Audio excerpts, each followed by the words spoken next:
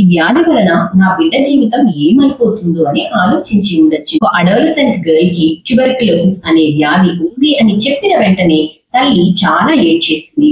ఆ తల్లి ఏడవడానికి గల కారణాలు ఏమై ఉండొచ్చు? ట్యూబర్క్యులోసిస్ అంటే పెద్ద వ్యాధి అని భయపడి ఉండొచ్చు. ట్యూబర్క్యులోసిస్ అంటే ఇతరులకు మన నుంచి వచ్చే అవకాశం, అంటే వ్యాప్తి చెందే అవకాశం ఉంది కాబట్టి ఇతరులు దూరం పెడతారేమో, ఇతరులు ఊరిలో వెలివేస్తారేమో అనే భయం ఉండొచ్చు. లేదా ఈ వ్యాధి వలన నా బిడ్డ జీవితం ఏమైపోతుందో అని ఆలోచించి ఉండొచ్చు.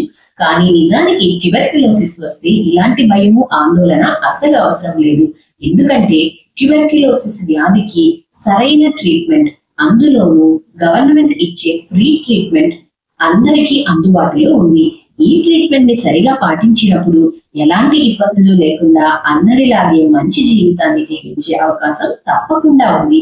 కాబట్టి ట్యూబర్క్యులోసిస్ అనే వ్యాధికి భయపడకండి, ఆందోళన చెందకండి. ఈ లక్షణాలు ఉన్నట్లయితే వెంటనే పరీక్షలు చేయించుకొని అవసరమైన ట్రీట్మెంట్ ని మొదలుపెట్టండి.